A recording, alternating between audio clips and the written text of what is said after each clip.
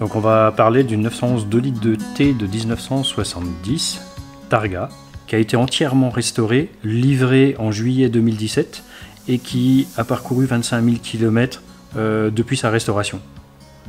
Et on peut dire que c'est la voiture qu'on a eu à restaurer qui était dans le plus mauvais état qu'on a reçu à l'atelier. Alors la restauration a duré 2 années. L'équipe a passé environ 1800 heures sur la voiture. La principale difficulté de la restauration, c'était de remettre en état la carrosserie.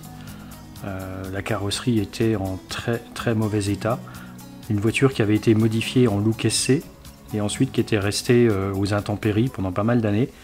Donc elle était modifiée et bien rouillée. Le travail de carrosserie a consisté à décaper chimiquement la voiture, à la dérouiller chimiquement. Le seul moyen de garantir le retrait de toute la rouille de la coque, c'est le passage dans la cataphorèse. C'est le seul moyen d'aller chercher la rouille sur les 2 faces d'une tôle, d'aller la chercher dans les corps creux, dans les corps fermés. Et ensuite, le travail du carrossier va compléter la cataphorèse pour éliminer tous les nids de rouille qui sont dans la voiture. Et à partir de là, on a découpé toutes les parties endommagées, déformées, rouillées, remplacées par des parties neuves, où on a fabriqué des petites sections de tôle à la main. Alors quand on a restauré une voiture entière et qu'on a réassemblé toute la voiture, et le moteur en l'occurrence, le démarrage est toujours stressant, parce que les premières combustions vont arriver, et on va surveiller qu'il n'y ait pas de bruit anormaux, que la pression d'huile est bien là. Et puis quand c'est au rendez-vous, ça fonctionne. Alors, les premiers kilomètres sont toujours stressants aussi, à savoir si on ne va pas avoir un problème de fuite d'huile, de pression d'huile, d'un frein qui va fonctionner, d'un clignotant. Donc on va au premier rond-point, donc on va faire 500 mètres, on revient à l'atelier, on regarde si tout va bien, si on perd rien. Après on va un peu plus loin, on fait 1 kilomètre, on revient, on vérifie que rien bouge.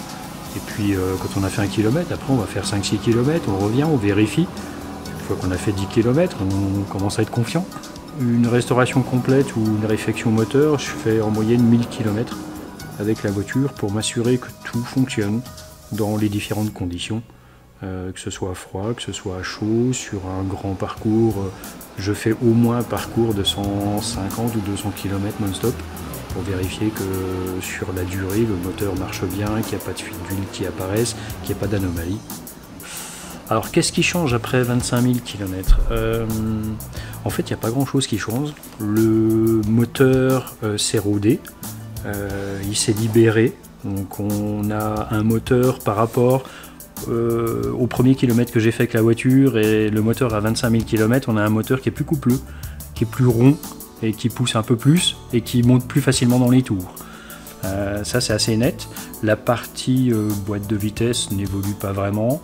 La partie châssis évolue pas vraiment non plus. Moi je retrouve le châssis que j'avais mis au point quand la voiture est sortie de l'atelier. Et puis je dirais qu'elle s'est un peu tassée sur ses roues, un peu tassée sur ses cils en bloc. J'ai quasiment moins de vibrations. Je trouve que l'habitacle est un peu plus homogène en termes de bruit. Voilà, les choses se sont mises en place. En fait, quand on a restauré la voiture, en fin de restauration, on a appliqué une cire qui reste toute molle sous toute la partie inférieure de la voiture. Et quand on touche, c'est un tout petit peu, c'est pas presque collant encore. Et c'est une cire qui va empêcher l'humidité d'aller partout, d'aller derrière la visserie. Donc on en a mis partout, sur la visserie, sur les triangles, sous le réservoir, et ça donne vraiment une super protection contre l'eau, contre l'humidité.